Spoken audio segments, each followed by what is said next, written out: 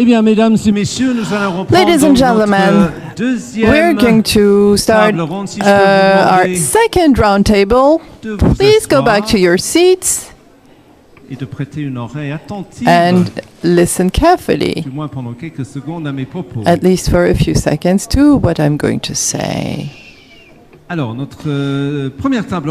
first roundtable this afternoon aims at tackling the way that stakeholders can use the outputs and the methodology to look at land use and land ownership policies. It's going to be introduced from lessons from the land use scenarios. So we'll ask Marie Delattre-Gasquet to come again. She's going to open the session. And let me introduce our three speakers. Please give them a warm welcome. Leith Ben-Belcher, Will Martin, and Michael Taylor. Madame Delattre-Gasquet, je pense que vous allez ouvrir cette table ronde avec une. Mrs. Delattre-Gasquet, you're going to open this round table with a presentation. Alors, il faut faire dans le micro, sinon on va pas pouvoir en profiter. Bonjour. Good afternoon.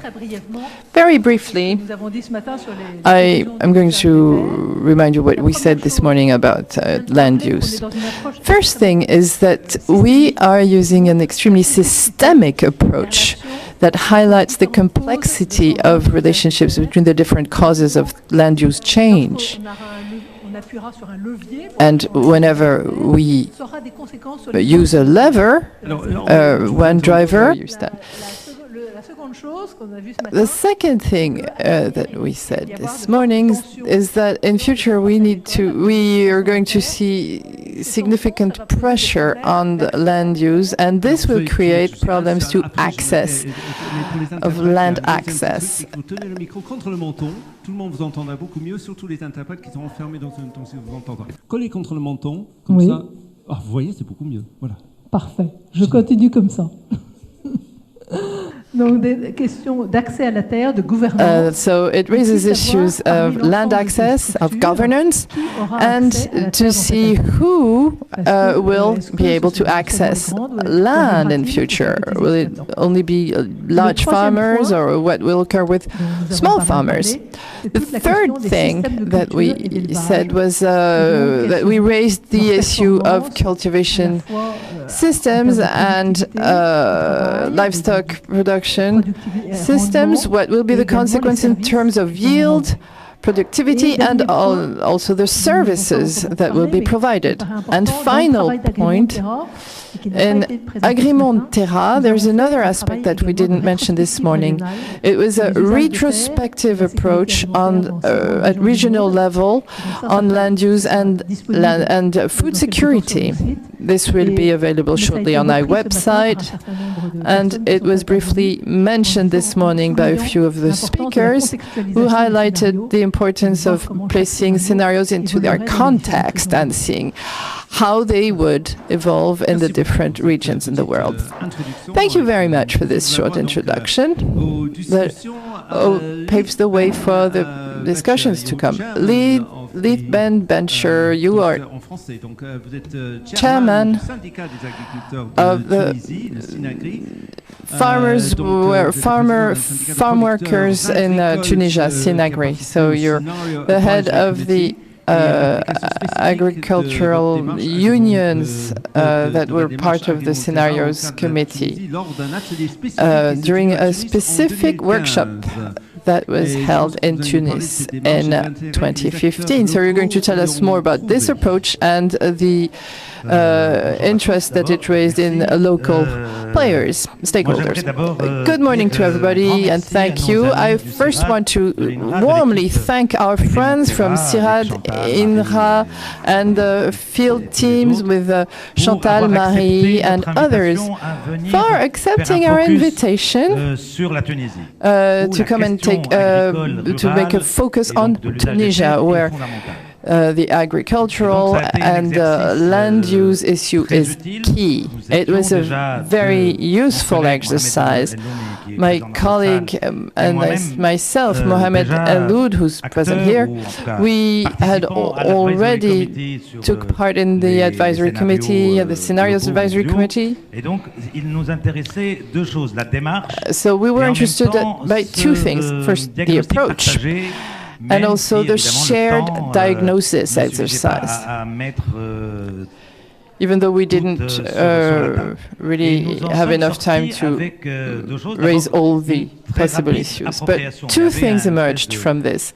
First, the players took ownership of the issue very fast. There were private operators, representatives from youth, women, farmers, associations, government. Some of them are here in this room. And what emerged was that the exercise was extremely relevant in a country where farming is extremely important. I'm going to say a few words about what came out of this exercise. 3 or 4 things. First, there's a major triptych. First, farming must be seen in terms of links with the rural dimension and the food dimension. Land use, for example, which is essential, cannot be understood without those two dimensions.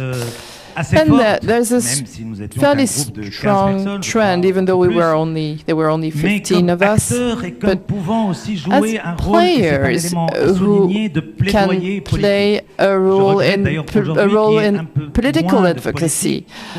I wish there was a little more people from government or politicians in this exercise, because we need to move things forward. We need to have people who work in farming to be able to make a living in countries such as mine, where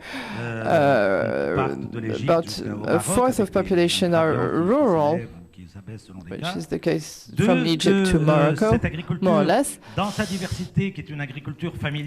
Farming is predominantly family-based and has proven its high level of resilience. And these players showed strong conversion in favor of sustainability. Of course, sustainability is a buzzword, but this sustainability must have different dimensions. Economic efficiency, ecological efficiency, since we have to deal with scarce resources, water, land with erosion and démographique, et enfin une équité sociale qui est encore à trouver.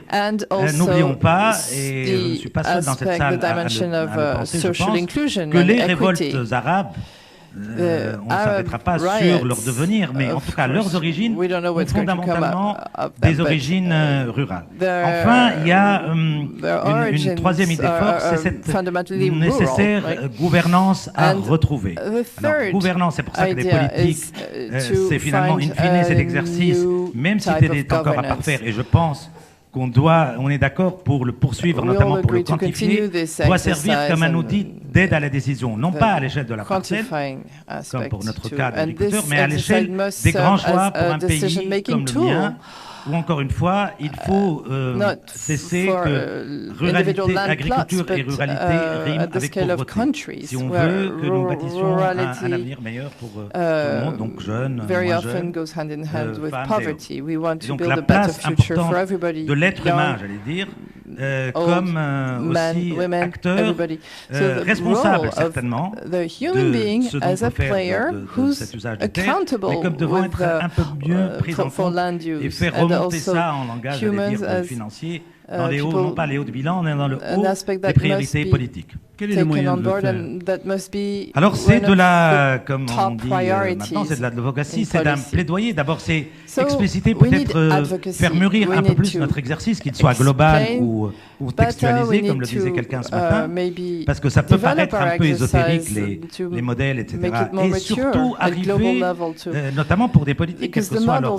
ils ont toujours envie d'avoir des recettes toutes faites, mais on est sans qu'elles soient... sans que le but est de faire des recettes pour leur plaire, mais c'est de montrer que si on continue comme ça, on va dans des pays comme le nôtre. Et beaucoup des diagrammes et des graphiques qu'on a vus tout à l'heure montrent, par exemple, on est dépendant, très fortement dépendant de choses qu'on consomme. Donc il y a cette relation avec l'alimentation, notamment les céréales. La région Afrique du Nord est le plus gros importateur mondial de céréales, alors que beaucoup d'entre nous sont des producteurs historiques, j'allais dire, depuis des millénaires de produits comme le blé dur, etc. Si nous n'arrivons pas à tout changer comme ça, faire montrer que l'agriculture, j'allais dire, le modèle, entre guillemets, dit de la révolution verte, qui n'a pas pu marcher dans des pays qui n'ont pas les atouts des pays où la capacité sol et eau sont un peu plus larges, c'est amener, encore une fois, une réflexion sociétale. Voilà. C'est un vrai enjeu de société que si on veut qu'il y ait de l'équilibre territorial, que les gens ne quittent pas leur territoire pour aller soit dans des embarcations de la mort en Méditerranée, soit dans des aventures un peu plus risquées dans telle ou telle zone de conflit. Il faut remettre encore une fois une agriculture un peu plus, peut-être un peu moins productiviste, mais beaucoup plus respectueuse des équilibres. Et beaucoup d'entre nous ont commencé à le faire, notamment avec des démarches autour de l'agroécologie, avec j'allais dire, sa panoplie, que ce soit de l'agriculture de conservation, stricto sensu. Vous avez un exemple précis, vous avez des exemples précis de ce d'engagement? Tout à fait, oui. Nous sommes dans notre pays, notamment avec... Il y a dans cette salle notre ami Jean-Luc François de l'AFD qui parlera tout à l'heure. Nous avons entamé, nous avions entamé depuis une dizaine d'années un travail très important avec l'implication de partenaires publics et privés, qui est aussi une innovation dans des pays où l'agriculture avait été un peu trop longtemps mise sous la tutelle publique. Ça peut ressembler aux pays anciens PECO chez vous, en Europe. Et donc, des agriculteurs, mais aussi des chercheurs et des développeurs ont entamé cette démarche vers ce qu'on appelle communément l'agriculture de conservation autour de la technique du semi-direct. Donc, parce qu'il fallait préserver le capital sol, améliorer le revenu des agriculteurs, ou en tout cas stabiliser les rendements. Et c'est un des enjeux majeurs. Nous sommes dans un pays d'agriculture pluviale. Il faut... sinon, faire booster les rendements, du moins les stabiliser à égalité d'input, avoir au moins une stabilité d'externalité. Et je terminerai là-dessus, cette dimension aussi multifonctionnelle de l'agriculture. Je pense que c'est un mot clé qui n'est pas simplement une reprise de ce qu'on peut entendre dans les discours politiques. Jean-François, vous souhaitez dire quelque chose là-dessus? Non, il est en train de... Voilà. Vous souhaitez intervenir? Jean-François, d'accord. You wanted to say something? OK. Donc, nous allons donner la parole maintenant à Will Martin, qui est Senior Research Fellow. Justement, je sais votre intérêt pour les maisons des personnes qui sont défavorisées économiquement. Vous êtes Senior Research Fellow World Bank and IFPRI à Washington. The World Bank and for IFPRI in Washington DC. You are a researcher for IFPRI. Vous allez nous parler donc des problèmes dans les marchés agricoles. Si vous pouvez nous donner quelques mots d'introduction, comme ça, ensuite, vous pouvez interagir avec la salle. Thank you very much. Merci beaucoup. Je suis très heureux d'être parmi vous pour parler de ces scénarios qui sont extrêmement intéressants et sur leur implication en termes d'utilisation des sols. Donc, je voudrais donc d'abord parler d'un principe général. La demande de land agricole va dépendre de la demande finale de produits agricoles, en particulier d'alimentation. Ça va donc dépendre de la productivité du secteur agricole et ça va va dépendre aussi de la substitution entre la terre et les autres intrants. Donc côté productivité, plus de productivité, c'est généralement très bien pour réduire la pauvreté, ça économise aussi des terres. Et les fermiers, les agriculteurs qui participent à cette augmentation de la productivité, ça va augmenter leurs revenus, augmenter les prix. Et c'est aussi positif pour les consommateurs qui dépensent 70% de leurs revenus sur l'alimentation. Donc dans les simulations, nous avons donc étudié les impacts sur la pauvreté. Nous avons constaté que c'était un avantage considérable en termes donc de réduction de la pauvreté. La substitution entre la terre et les autres intrants. Et ça, c'est un sujet sur lequel nous n'avons peut-être pas assez parlé ce matin. C'est très important, en particulier en Afrique, où il semble que les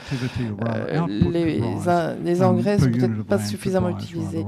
La productivité donc pourrait augmenter. Mais avant de passer au scénario spécifique, je voudrais dire une autre chose sur les terres. La possession des terres.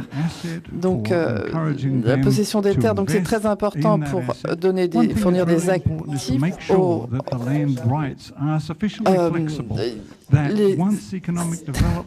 une fois que le développement économique prend, il faut réduire la part de la population agricole qui passe de 70, qui va de 70 et 80% dans les pays pauvres à 3% dans les pays riches. Il faut que les gens puissent disposer de plus de terres pour travailler sur des activités agricoles. S'agissant des scénarios. La métropolisation, c'est un scénario qui est peut-être un peu trop prudent, me semble-t-il.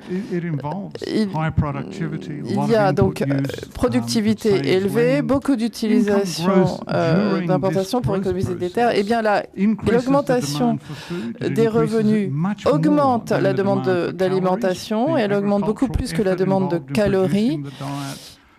L'effort agricole destiné à produire de l'alimentation pour les revenus plus élevés est bien supérieur. Il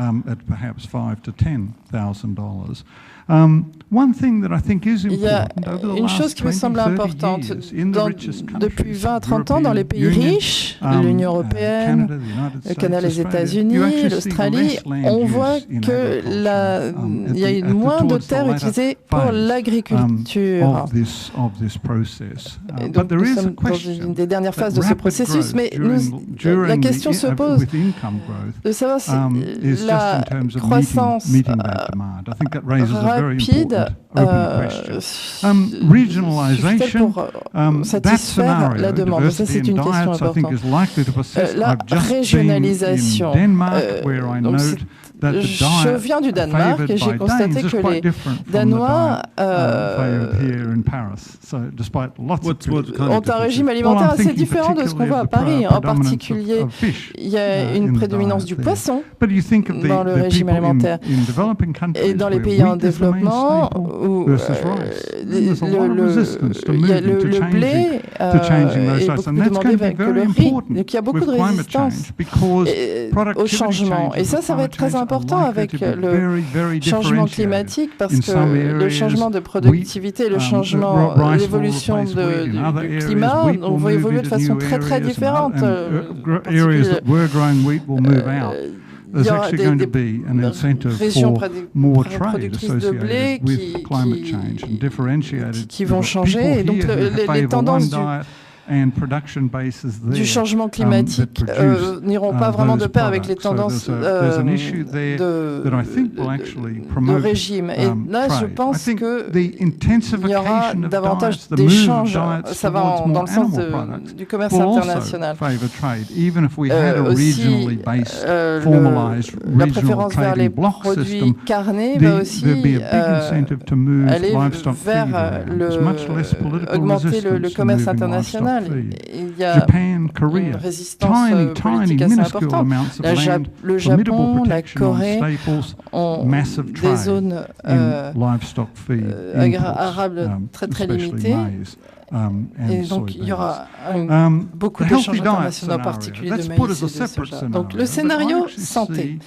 C'est un scénario distinct, mais je vois qu'il y a une marge d'amélioration considérable des régimes au niveau mondial. Nous nous rappelons tous, quand nous étions enfants, nous avons découvert le Coca-Cola, la glace. C'était merveilleux. Ensemble ou séparément?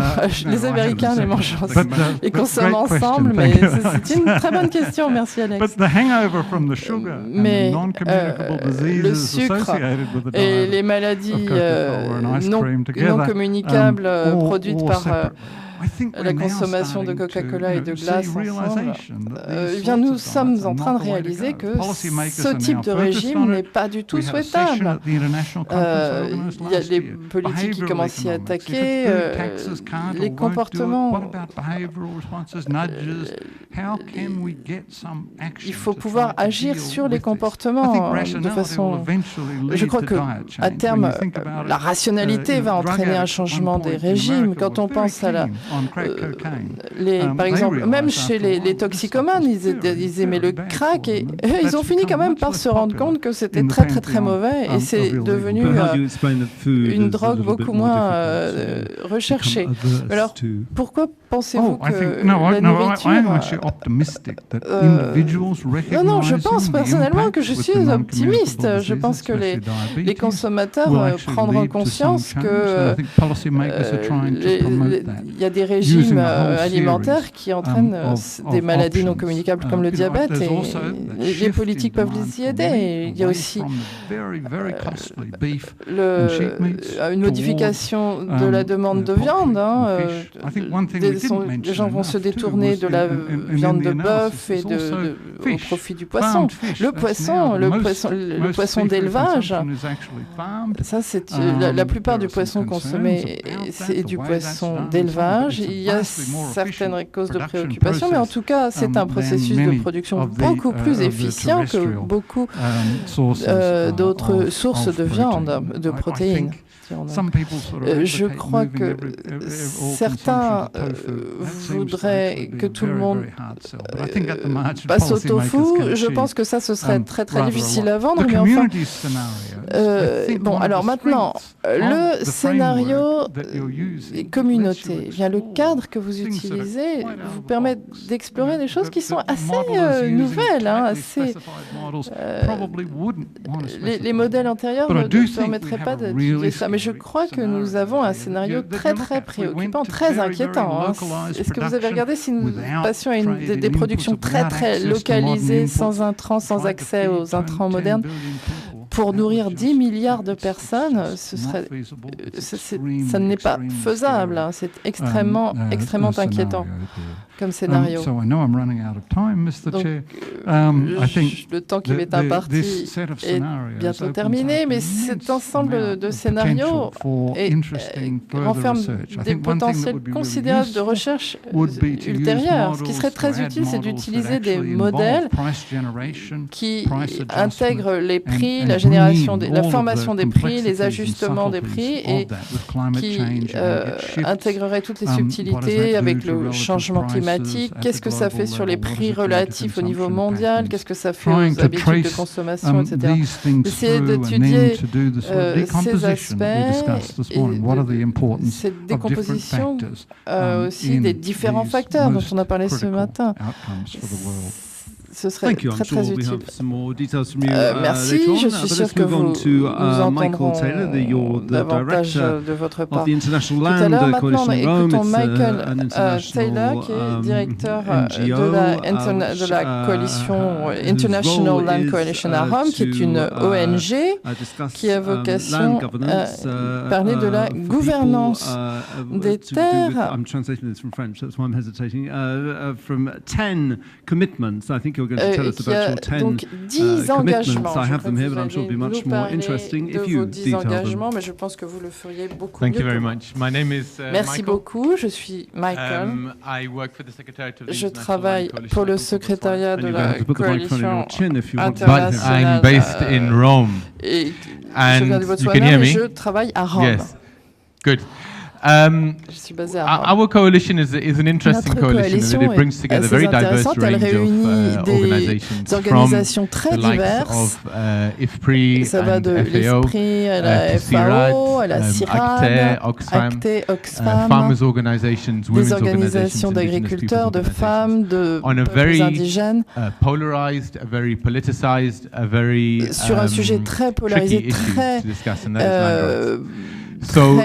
épineux, the fact that this qui est celui diversity des of droits à la organizations terre. are able Donc, to come together cette and reach some diversité d'organisations a agreement on réussi à common ground se réunir et à s'entendre sur certains aspects de la bonne gouvernance des terres. I think, coming into discussions such as this.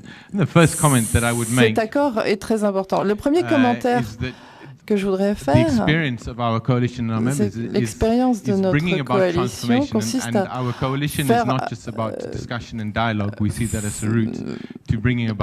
créer le changement, créer le changement en faveur des communautés qui vivent sur les terres, qui utilisent les terres pour leur subsistance.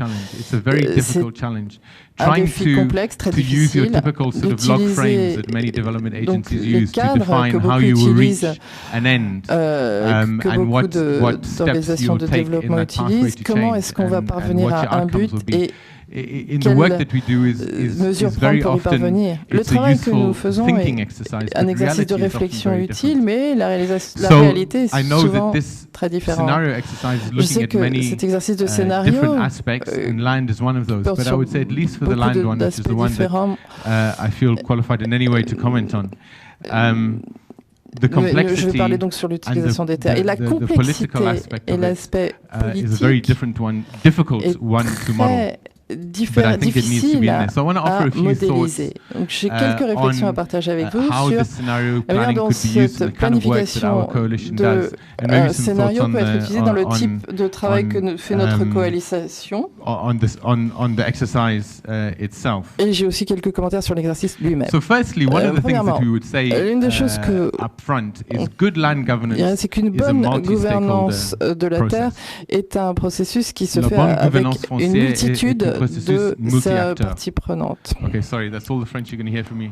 Botswana is an English country surrounded by other English countries. Anglais, entouré d'autres pays anglais, donc nous n'avons pas souvent l'occasion de parler français, mais and I think that fits well into a scenario. Et cela s'intègre bien dans un processus, un scénario, parce que la force d'un processus à base de scénario, comme nous le disait notre collègue en scénario, c'est qu'il réunit différents acteurs autour d'une table pour réfléchir à l'avenir que nous voulons et comment nous voulons développer nos politiques, nos économies de façon à créer l'avenir que nous souhaitons. Donc, ces acteurs, comme les membres de la ILC, qui essaient d'amener des transformations dans la gouvernance de la terre, ce type d'approche devrait être très utile.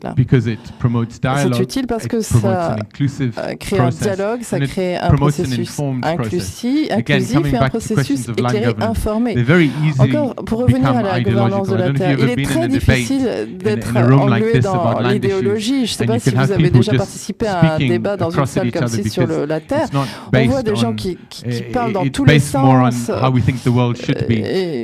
plutôt, ils parlent plutôt du monde qu'ils souhaiteraient plus que les faits.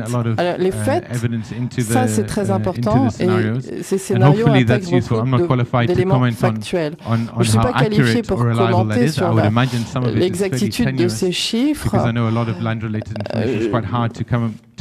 mais je sais que il est souvent difficile d'avoir des informations sur la terre. Donc, maintenant, regardons comment la planification de scénario, comme vous avez fait, peut être utilisée pour créer un changement. Il y a une certaine faiblesse dans le processus ici que j'entrevois. Vous singularisez dans le rapport que le seul scénario qui amène des systèmes alimentaires durables, c'est le scénario sain. À la même page, on voit le Brésil et l'Argentine qui se disent the healthy scenario, it involves a fundamental change from agricultural réaliser donc le scénario sain, il faut un changement fondamental par rapport au système qu'ils ont et aux options et à la voie qu'ils ont choisie depuis quelques décennies. Donc, il y a quelques questions qui se posent. Pourquoi ce modèle a-t-il été choisi? Qui l'a choisi? Why was it chosen? Pourquoi a-t-il été choisi? Eh bien parce qu'il est extrêmement rentable, mais il n'est pas rentable pour tout le monde. Il est rentable pour un petit nombre de grosses entreprises. Beaucoup de gens qui ont besoin de cet environnement pour l'eau, pour leur subsistance, leur carbone, l'oxygène, eh bien, ils payent le prix de ce type de système de production. Donc, beaucoup de personnes n'ont pas été associées au choix du système de production qu'on voit dans des grands latifundiens en Argentine, en Brésil. Mais pourtant, c'est ce qui s'est produit parce que ceux qui ont les moyens politiques, économiques et financiers en ont décidé ainsi parce que ça les arrange. Donc comment est-ce qu'on peut changer cela? Cela va contre les structures économiques et de pouvoir fondamentales dans les pays qui ont fait que les systèmes de production alimentaire sont ce qu'ils sont aujourd'hui. Donc il faudrait peut-être intégrer la dimension du pouvoir dans votre analyse de scénario. Ce serait peut-être une approche plus réaliste. Donc la CIRAD a fait de très bonnes recherches en Afrique du Sud sur la concentration considérable au sein de la chaîne alimentaire, de production alimentaire depuis une vingtaine d'années, dans les mains d'un tout petit nombre de sociétés qui contrôlent absolument tout de la fourche à la fourchette. Et c'est la tendance que l'on voit. Ces tendances en 2050 auraient des conséquences extrêmes. Et beaucoup de personnes préféreraient d'autres voies, mais on se demande comment va-t-on amener un changement? C'est fondamental pour deux aspects. Parce que ce sont les droits à la terre qui permettent aux petits agriculteurs de pratiquer l'agriculture qu'ils veulent. Et aussi, quand les petits agriculteurs perdent leurs droits sur la terre et que de grandes terres sont entre les mains d'un petit nombre d'acteurs, eh bien, on supprime la possibilité de plusieurs scénarios. On n'a plus du tout 5 scénarios. On sait qu'il est très difficile d'inverser la tendance à la concentration des terres. L'expérience de beaucoup de pays nous avons réalisé quelques recherches. Il y a des exemplaires de notre publication dehors. Nous avons essayé de quantifier dans le monde la quantité de terres qui sont contrôlées par des collectivités locales, les communautés locales, les indigènes, etc. C'est-à-dire que c'est des terres sur lesquelles ils ont un droit coutumier. Donc nous avons couvert seulement 63 pays. N'est-il pas difficile de trouver des mesures de mesurer ça dans les pays? Bien, nous avons choisi 64 pays qui seraient représentatifs. Vous avez raison. Il y a une grande variation d'un pays à l'autre. Mais dans ces 64 pays, nous pensons que cela représente assez bien le monde entier. 65% des terres sont soumises à des droits coutumiers. Donc, sont contrôlés par des communautés locales. Mais seulement 10% des terres dans ces pays sont reconnues légalement comme appartenant aux communautés locales. Donc il y a un écart considérable sur 45% de la terre du monde arabe, sur lequel 2 milliards de personnes, ce n'est pas des petites minorités, 2 milliards de personnes croient et estiment que ce sont leurs terres. Il y a des systèmes coutumiers qui leur disent que c'est à eux, mais ça n'est pas légalement leurs terres. Donc ils sont tout à fait vulnérables à l'accaparement des terres. Donc dans ces scénarios où l'on voit une commercialisation croissante des terres et des systèmes de production qui sont de plus en plus basés sur sur les grandes échelles. Eh bien, qu'est-ce que cela signifie pour la précarité So I think the situation we're in is not a good one. 2 milliards de personnes. Donc la situation n'est pas bonne. Part of the strength of this, Et je crois que la force de ces scénarios tient en partie is to help us wake up and say, well, if this is the reality we are in, and ça this c'est la is where réalité many of us que nous want to connaissons go, maintenant, et si ça c'est là où nous souhaitons aller, eh bien nous avons du pain sur la planche. Obviously, we work on land rights, but nous travaillons sur les droits à la terre, mais je pense que il y a beaucoup de choses à faire, mais l'une des principales est de reconnaître rapidement les droits à la terre qui reviennent aux milliards de personnes qui vivent sur cette terre et qui nourrissent la planète. Je ne veux pas être complètement pessimiste. Je pense que nous avons fait des progrès considérables, en tout cas en termes d'aspiration depuis quelques années. Certains qui sont ici, qui ont travaillé sur les lignes directrices sur la bonne gouvernance de la terre et de la pêche qui sont parues en 2012. Nous sommes réunis avec le secteur privé, avec les gouvernements, pour définir ce que nous entendons sur une bonne gouvernance des terres et ce que nous devons mettre en place pour y parvenir. Et tout cela, en fait, est reflété dans les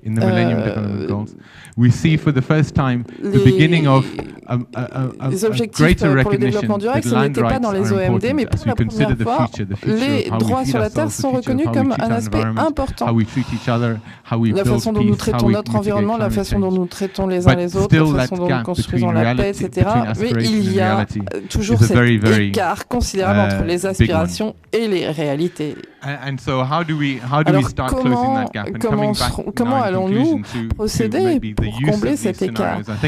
Et maintenant, je voudrais conclure par l'utilisation de ces scénarios. Ce que j'entendais de notre collègue en Tunisie est très intéressant, parce que pour combler cet écart qui est entre aspiration et réalité, la reconnaissance des droits sur la terre, la construction de systèmes alimentaires qui permettent aux gens de vivre, eh bien, il faut leur donner une voix. Il faut entendre leur voix au niveau des Nations Unies, mais aussi localement, avec leur gouvernement locaux, de districts, etc. Il faut qu'ils aient voix au chapitre sur les droits de l'homme. Et c'est une des forces de ce scénario, cette démarche en scénario. La Tunisie, je l'espère, est une première étape en ce sens. L'ILC crée une possibilité de créer un dialogue, d'écouter des voix divergentes, et on peut l'espérer pour les entendre et que leur Madame de Lattre-Gasquet, vous prenez beaucoup de notes. Est-ce qu'il y a des choses que vous avez retenues dans les trois présentations? Mrs. de Lattre-Gasquet, you've been taking notes extensively. What have you? What is your take home from? J'ai trouvé. L'expérience de la Tunisie. On l'a vécu avec eux, et c'est vrai que c'était extrêmement intéressant de voir comment ce groupe de Tunisiens qui, tout d'un coup, s'est approprié nos micro-scénarios. On dit cela, ils sont intéressants pour nous, cela, ils ne nous correspondent pas, ils ont recréé leurs propres micro-scénarios, et ils sont arrivés à leur propre scénario. De voir ça en 2 jours, pour moi, ça a été vraiment une expérience And seeing that over 2 days was a transformative experience for me. The scenario advisory committee told us from the start we had to come up with useful scenarios for people on the ground. Now, Will Martin's experience, his analysis chaque scénario nous apporte des choses nouvelles. Et il a en particulier souligné effectivement le fait qu'on n'a pas regardé ce qui se passait sur l'aquaculture, et qui est un sujet important et auquel il faut qu'on fasse attention. M'a paru effectivement quelque chose de nouveau. Et la flexibilité. Et puis c'est vrai que toutes ces questions qu'a souligné Michael Taylor sur le dialogue et comment on allait l'utiliser. Et la question du fait que, effectivement, 10% seulement des droits, 10% de la population voit ces droits sécurisés, has ce droit à terre sécurisé, je pense qu'on n'en a pas forcément conscience dans nos pays. Et que c'est important de le rappeler, parce que c'est un contexte, et ce sont aussi ces 10% de la population. C'est eux qui sont les pauvres, c'est eux qui ont faim. Et c'est donc pour eux quand même que l'on fait ce travail. Il y a une question qui me vient à l'esprit en vous écoutant tous, c'est que dans quelle mesure est-ce que tout ce qu'on dit là, parce que moi j'arrive de l'extérieur, j'apprends plein de choses. We are saying here, and I'm new to this, I'm learning all this. How many people outside of here know about this? We need to inform many more people. We need to find a way to inform the public at large, because I didn't know anything about this. Even though I read up on it a little bit before I came, since you sent me documents and brochures. But this is not well known by broad audiences, so if we want to think together and work towards solutions, we need more people to be informed. How should we inform them? Comment informer le public? C'est ma question. And I'm going to go through the audience now to take your questions. Qui souhaite répondre? La mienne d'abord.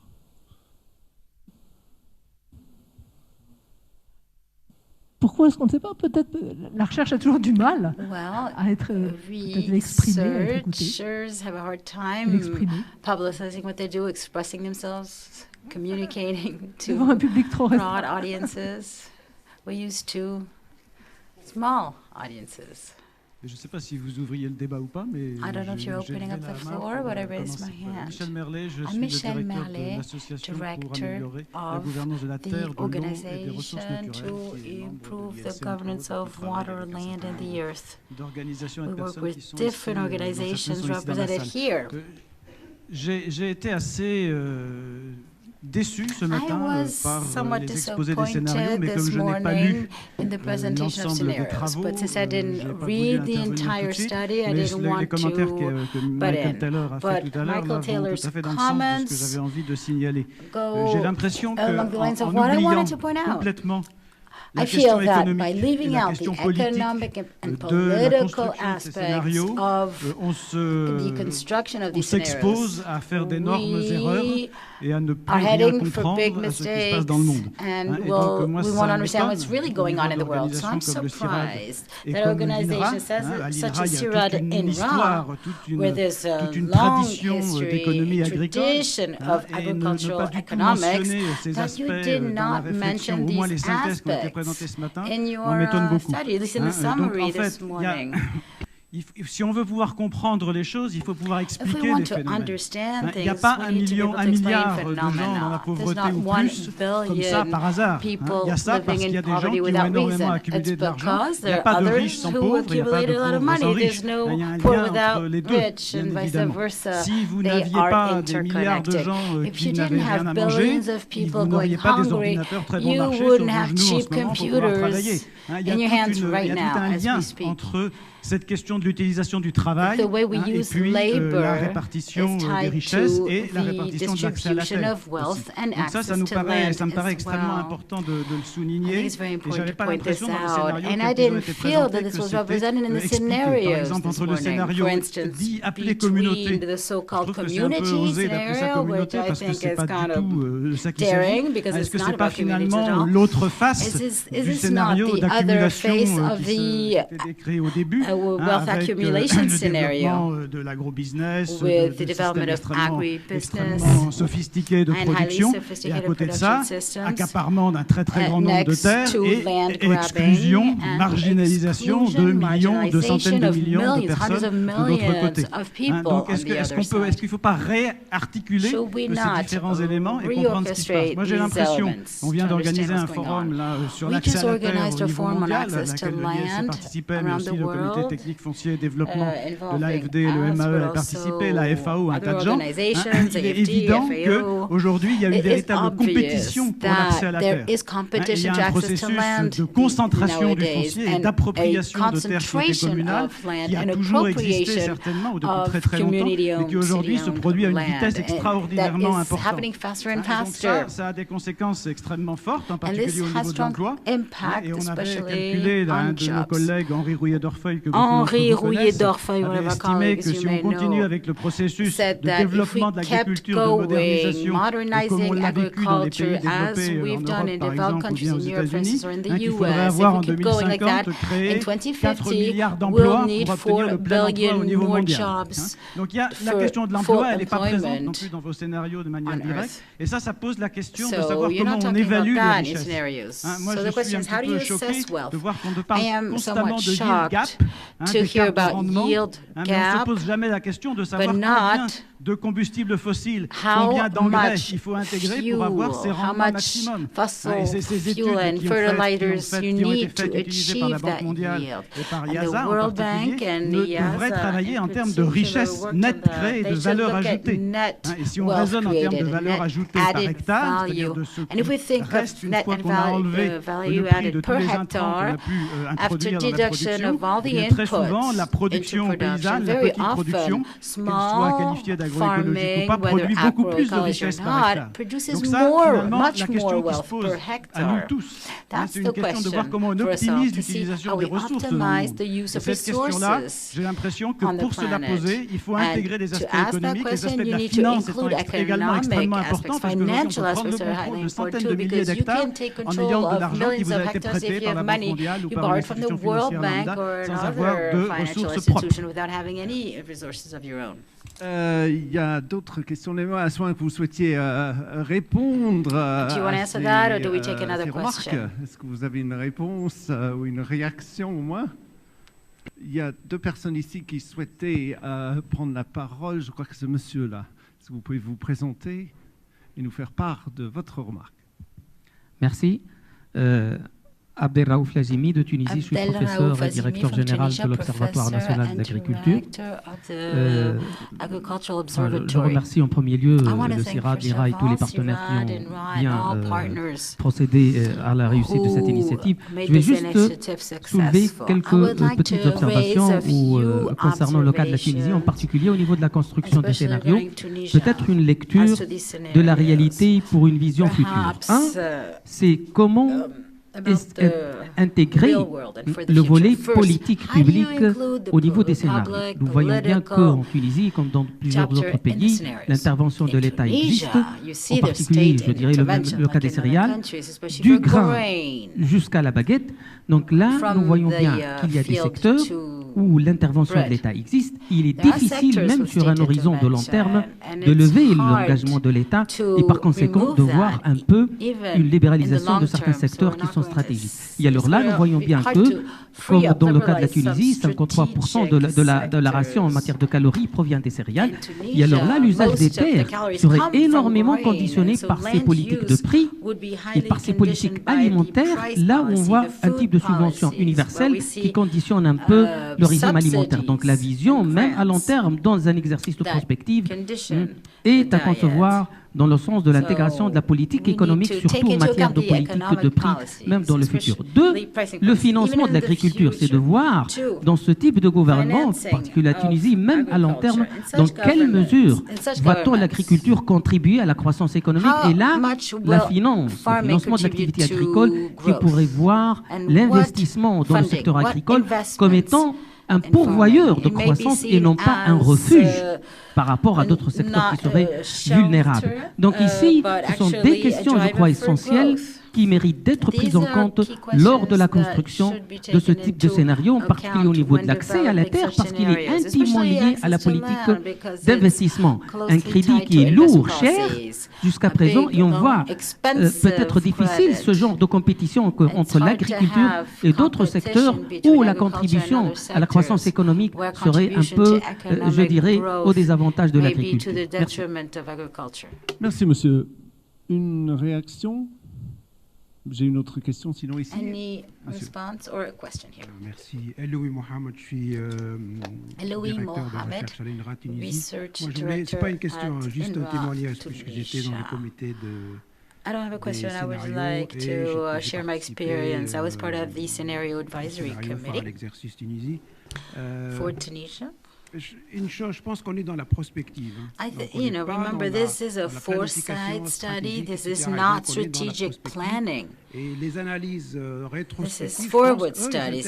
I think retrospective studies include the weight of policies in the current situation. Des politiques et des politiques qui ont été suivies par les pays, au moins pour le cas de la Tunisie, c'était clair. That's what we did in Tunisia anyway. La situation We agreed that dans laquelle se trouve la Tunisie, the situation Tunisia is in is the result of political choices made in the past. And if we want to get out of the deadlock the Tunisian agriculture is in, we have to find a new social pact, giving us a societal project for the years to come. That's how we understand this foresight study. To shed light on possible scenarios where we're as independent and in as good a situation as we can, and to try and make that scenario possible without forgetting there are conflicts of interest of societies, but just to choose an objective together. Personally, in another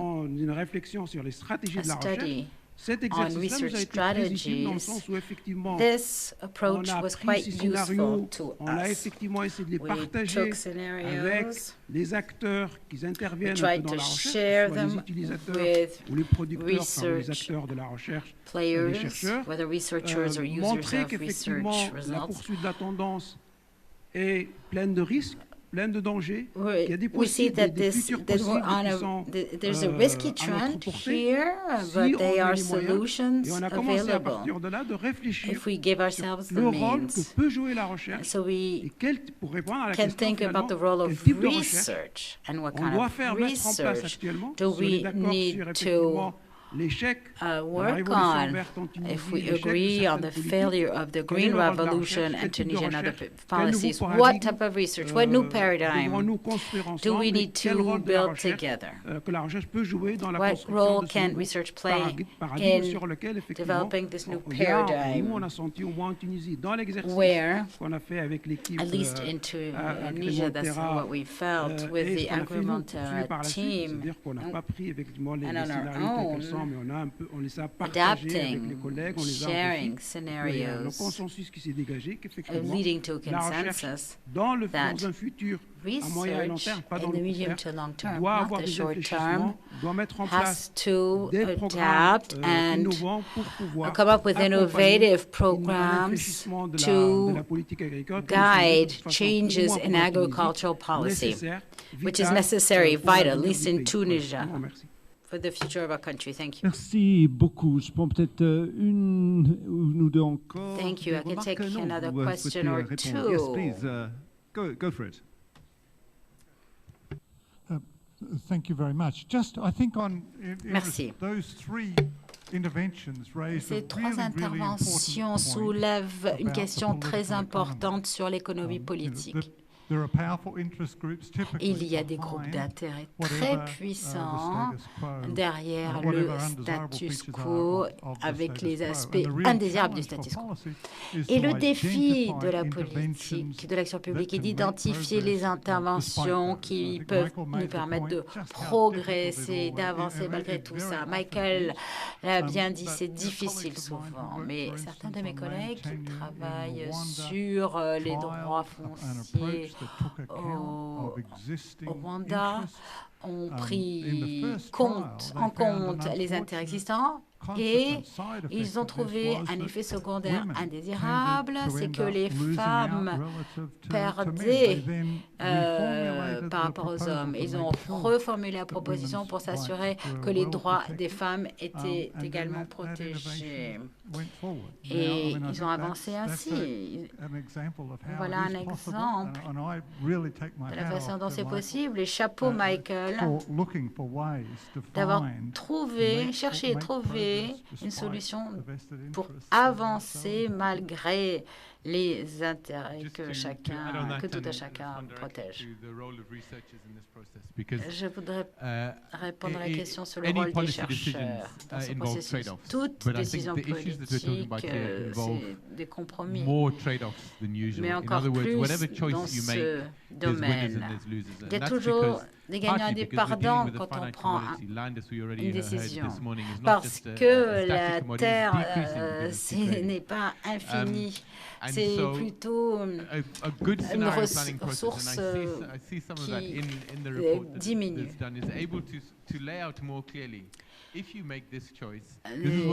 Il faut savoir expliquer. Voilà, si on fait ce choix, voilà ce qu'on gagne, voilà ce qu'on perd. Ce qui permet d'avoir un débat éclairé. Voilà le rôle des chercheurs. Notre rôle est de faciliter le dialogue pour que tout le monde se comprenne et que ce n'était pas seulement les voix les plus fortes que l'on entend seulement, mais qu'on donne la voix au chapitre à tout le monde.